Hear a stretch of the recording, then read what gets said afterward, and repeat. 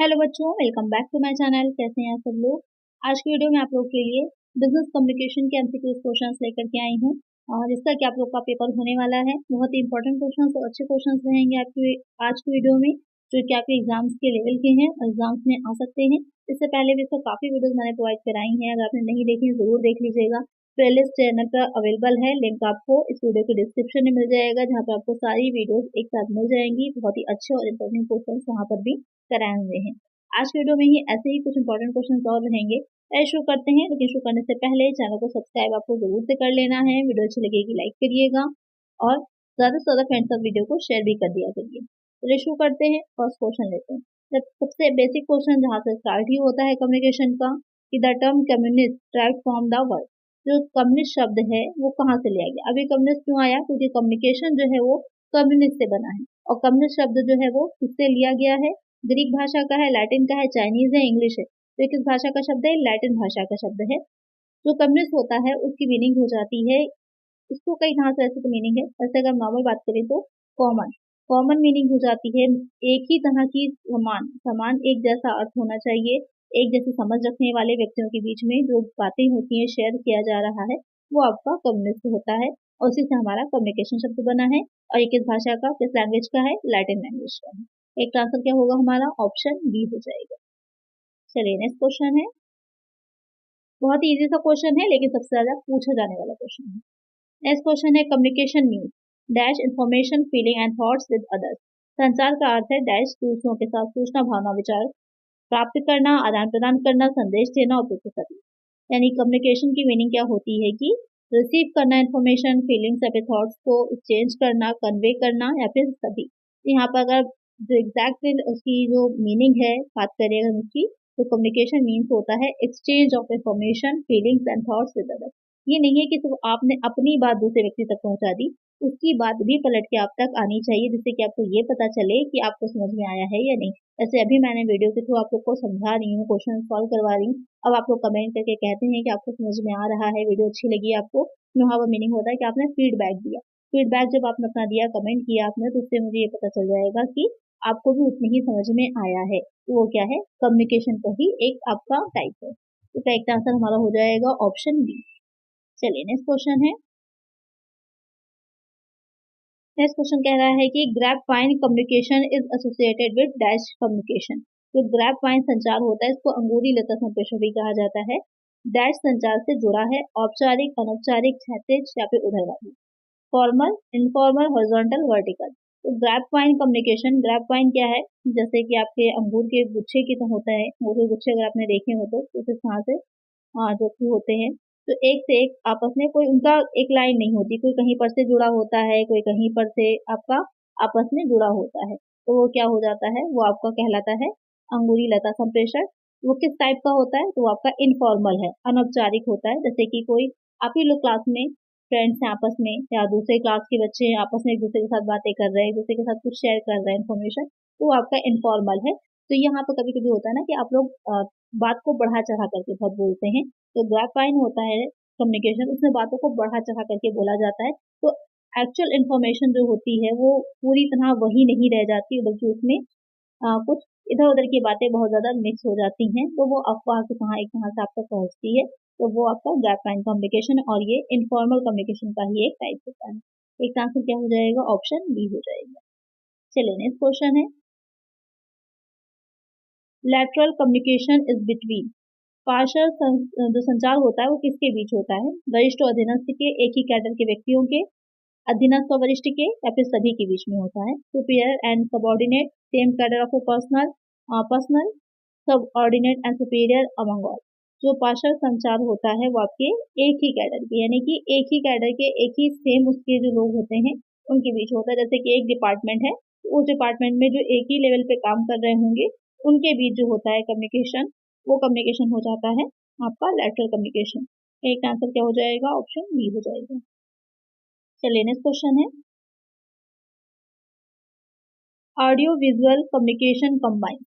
Audio visual संचार में क्या शामिल होता है, केवल श्रवण होगा, दृश्य होगा, श्रवण और दृश्य दोनों होगा, या फिर लिखित होता है। तो ऑडियो विजुअल नाम से ही क्लियर हो रहा है, बहुत ही सिंपल सा क्वेश्चन है कि जहाँ पर आप देख भी सकते हैं और सुन भी सकते हैं दोनों। जैसे कि फिल्म आप देखते हैं कोई भी फिल्म आप देख रहे हैं तो वहाँ पर आपको जो है पिक्चर भी दिख रही होती है और साथ साथ ऑडियो भी सुनाई दे रही है, दोनों चीजें आ रही, तो क्या हो जाता है आपका बोथ हो जाता है। एक आंसर क्या हो जाएगा ऑप्शन सी। लेकिन अगर आप सिर्फ कुछ चीज को सुन पा रहे हैं, जैसे कि एफएम है, एफएम में क्या होता है, एफएम जो आप सुनते हैं तो आपको सिर्फ ऑडियो वाला होता है, तो एफएम के थ्रू अगर आप कोई भी न्यूज है सुन रहे हैं कोई न्यूज को, तो वहाँ पर सिर्फ आप ऑडियो के थ्रू सुन रहे हैं, आप कोई वीडियो नहीं। लेकिन आप टीवी पे अगर देख रहे हैं तो टीवी पे आपको ऑडियो वीडियो दोनों चीजें दिखने को मिलती हैं, तो वो आपका हो जाता है ऑडियो विजुअल दोनों। एक आंसर क्या हो जाएगा ऑप्शन सी होगा। चलिए नेक्स्ट क्वेश्चन है, communication problems otherwise known as, संचार समस्या जिन्हें अन्यथा कहा जाता है, inquire, barriers, encoding, decoding.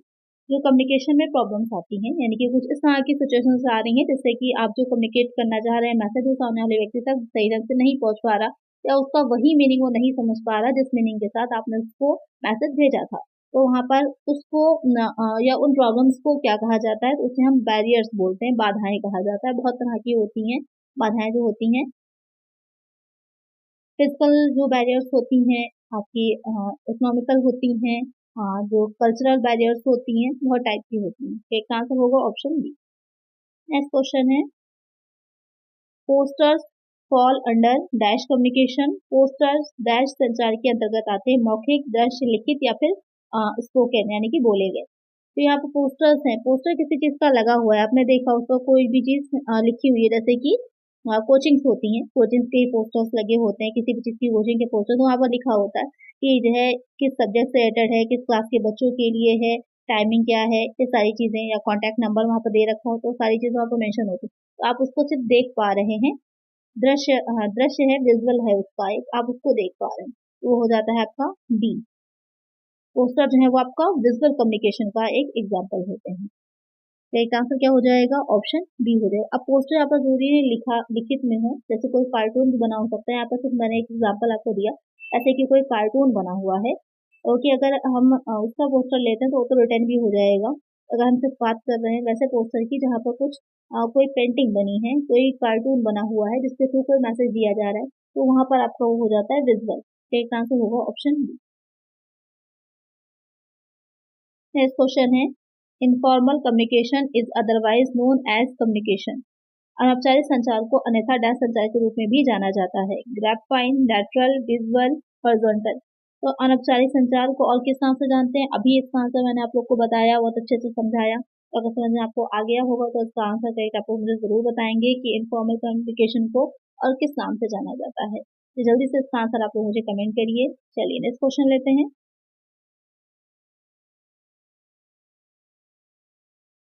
Horizontal communication flows through dash, क्षैतिज संचार डैश के माध्यम से प्रभावित होता है, आमने सामने चर्चा से, टेलीफोन पर बातचीत से, समय समय पर बैठक से, या फिर उपरोक्त सभी ऑल द अबव। तो जो हॉरिजॉन्टल कम्युनिकेशन होता है, एक आपका हॉरिजॉन्टल होता है, वर्टिकल होता है। हॉरिजॉन्टल जो होता है वो कुछ इस तरह से होता है, और जो वर्टिकल होता है वो ऊपर से नीचे की तरफ होता है, या फिर नीचे से ऊपर की तरफ। तो हॉरिजॉन्टल कम्युनिकेशन जो है वो इस तरह से होता है, तो फेस टू फेस डिस्कशन भी आप कर सकते हैं, इस पर टेलीफोन से आपके थ्रू आप बात भी कर सकते हैं, तो ऐसा पर मीटिंग्स भी हो सकती है। तो एक आंसर हमारा ऑप्शन डी हो जाएगा ऑल ऑफ द अबव। चलिए नेक्स्ट क्वेश्चन है, नेक्स्ट क्वेश्चन कह रहा है कि digital communication is a dash, हाव भाव संचार एक डैश संचार है, नॉन वर्बल है, डायरेक्ट कन्वर्सेशन है, ओरल कम्युनिकेशन है, रिटर्न कम्युनिकेशन है। तो यहाँ पर जेस्टर, कभी कभी होता है ना कि हम सामने वाले से बातचीत नहीं कर रहे होते हैं, लेकिन कुछ इस तरह के एक दूसरे के साथ जेस्टर्स को शेयर करते हैं, जिससे कि आप सामने वाले को कुछ से ना कुछ कम्युनिकेट कर पाते हैं। जैसे कि आपको कोई टीचर आता है, अगर आप बैठे होते हैं तो आप जैसे टीचर आता है तो आप खड़े हो जाते हैं, तो वहाँ पर आपने मुंह से कुछ बोला नहीं है, लेकिन आपके जेस्टर्स है जिनसे आप उनको रिस्पेक्ट कर रहे हैं, इसलिए आप वहाँ पर क्या हुए खड़े हो गए। तो क्या है, आपकी रिस्पेक्ट वाली जो फीलिंग है वो ऑलरेडी कन्वे हो जाएगी सामने वाले व्यक्ति तक। या आपकी बॉडी लैंग्वेज होती है, आप किस तरह से बात कर रहे हैं, तो वहां पर बैठे हैं तो कैसे बैठे, वो सारी चीजें, वो सारे जेस्चर्स होते हैं जिसके थ्रू सामने वाले को बिना कहे भी आप बहुत अच्छे से कम्युनिकेट कर पाते हैं।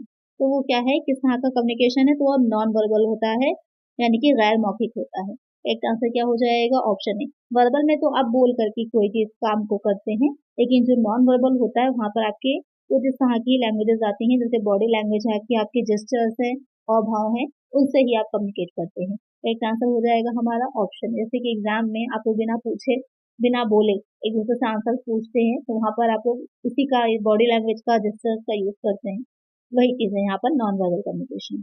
चलिए नेक्स्ट क्वेश्चन है, physical barriers to communicate are dash. यहाँ पर कह रहा है संचार में भौतिक बाधाएं कौन सी होती हैं, समय और दूरी, शब्दों की व्याख्या, संकेत या फिर अर्थ। तो यहाँ पर अगर हम बात करें फिजिकल बैरियर्स की, तो फिजिकल बैरियर्स में आ जाता है टाइम और डिस्टेंस, यानी कि कभी कभी समय टाइम की वजह से या कभी कभी डिस्टेंस बहुत ज़्यादा होने की वजह से हम सही से कम्युनिकेट नहीं कर पाते हैं, तो वो दूरी की वजह से भी हमारा जो कम्युनिकेशन है सही ढंग से नहीं हो पाता। तो कई तरह से क्या हो जाएगा, हमारा ऑप्शन ए हो जाएगा।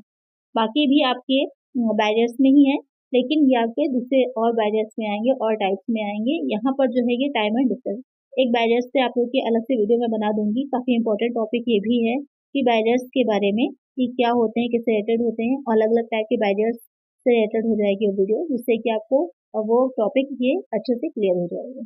चलिए यहाँ पर करेक्ट आंसर है ऑप्शन ए। नेक्स्ट क्वेश्चन है,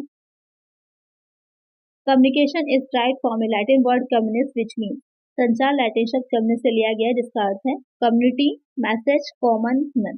तो यहाँ पर जो कम्युनिकेशन लैटिन भाषा से लिया गया है और कम्युनिस से बना है। कम्युनिस का मीनिंग क्या होती है, तभी मैंने आपको समझाया ही था क्या होती है, समान या फिर कॉमन। यहाँ पर हम लिखा है आम जनता या आम लोग कहा जाता है, उसको समान भी कह सकते हैं आप, वहाँ से। तो एक आंसर हो जाएगा ऑप्शन सी। चलिए नेक्स्ट क्वेश्चन है, नेक्स्ट क्वेश्चन कह रहा है कि कम्युनिकेशन स्टार्ट्स विद, यानी कि संचार जो है वो कहाँ से शुरू होता है, इनकोडिंग से, सेंडर से, चैनल से, फीडबैक से। तो कम्युनिकेशन जो है या संचार जो होता है किस चीज से स्टार्ट होता है, तो सबसे पहले एक व्यक्ति होना चाहिए जो कि कोई मैसेज दूसरे व्यक्ति को देने चाह रहा है। एक व्यक्ति है समझ लीजिए कहाँ से, जो कि वो मैसेज कोई है उसके पास, वो दूसरे व्यक्ति को कन्वे करना चाह रहा है, तो जो मैसेज को भेज रहा है वो कौन हो जाता है, ये व्यक्ति जो है ये सेंडर कहलाता है, यानी कि ये सेंडर है। प्रेषित करने वाला प्रेषक कहलाता है, क्योंकि कोई मैसेज है उसको किसको देना चाह रहा है, रिसीवर को देना चाह रहा है, यानी कि जो प्राप्त करता है उसको देना चाह रहा है। तो सबसे पहले जो स्टार्ट होता है वो किससे होता है, सेंडर से होता है। और इसकी क्या स्टेप्स होते हैं, आगे की वीडियो में हम लोग आगे क्वेश्चन में उसको देख लेंगे। सबसे पहले जो आता है व्यक्ति वो सेंडर होता है, प्रेषक होता है। तो एक आंसर क्या हो जाएगा, ऑप्शन बी हो जाएगा। नेक्स्ट क्वेश्चन है, द नंबर ऑफ की एलिमेंट्स इज। संचार प्रक्रिया में प्रमुख तत्वों की संख्या क्या है, यानी कि द नंबर ऑफ की elements in the communication process. जो कम्युनिकेशन प्रक्रिया होती है, प्रोसेस होती है, उसमें कितने होते हैं, एलिमेंट्स होते हैं, 2 होंगे, 6 होंगे, 7 होंगे, 4 होंगे। तो वहाँ पर आपके 7 एलिमेंट्स होते हैं। कभी कभी क्वेश्चन में 5 भी दे रखा हो सकता है, लेकिन अगर ऑप्शन आपका 7 दे रखा है तो वो आपका बेस्ट आंसर होगा। तो करेक्ट आंसर है ऑप्शन सी। अब कौन कौन से होते हैं आइए वो देख लेते हैं।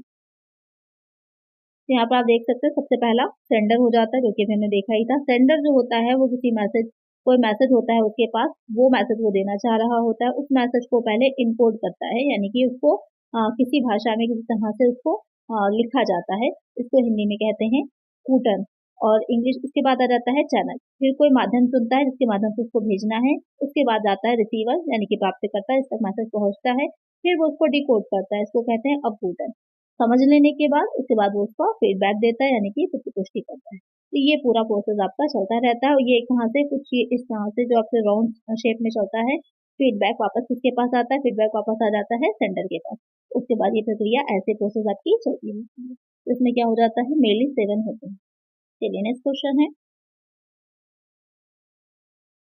The two broad areas of communication are. संचार के दो व्यापक क्षेत्र कौन से हैं, oral and written communication, verbal and written communication, verbal and non verbal, या फिर जो oral and non verbal communication है। यानी कि संचार जो कम्युनिकेशन है उसके दो ब्रॉड एरिया, जो दो व्यापक क्षेत्र कौन से होता है, इसके और भी बहुत से टाइप्स आपके उसके अंदर आ जाते हैं। तो वो हो जाता है आपका वर्बल और नॉन वर्बल, मौखिक और गैर मौखिक संचार। इसकी थोड़ी भी मैंने आप लोग को थोड़ी वीडियोस भी प्रोवाइड कराई है, अगर नहीं देखी तो देख लीजिए, वहां पर आपको और डिटेल में समझ में आ जाएगा इसके बारे में क्या क्या चीजें शामिल होती है।